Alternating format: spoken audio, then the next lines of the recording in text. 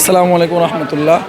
আমি আসলে বেগম খালেদা জিয়া মৃত্যুবরণের সংবাদ শুনে দ্বীপ জেলা ভোলা থেকে এসেছি। এরপরে আমি তার জানাজায় ছিলাম। আজকে শুক্রবার পবিত্র জুমার দিন, আজকে তার কবর জিয়ারতের উদ্দেশ্যে আমি এসেছি। আমি আসলে বেগম খালেদা জিয়ার রাজনীতি স্টাইল, তার যে ক্ষমতাকাল আমি দেখিনি, কারণ আমার বয়স 25।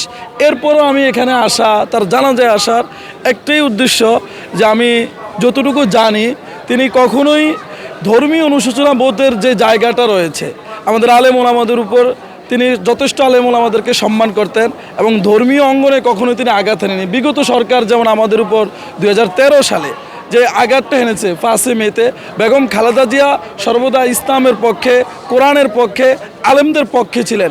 এই সমস্ত জায়গা থেকে আমি আসলে দেশনেত্রী বেগম খালেদা জিয়ার কবর জিয়ারতের উদ্দেশ্যে আসা এবং তার জানাজায়ও আসা। তিনি কখনোই অন্যের সাথে আপোষ করেনি।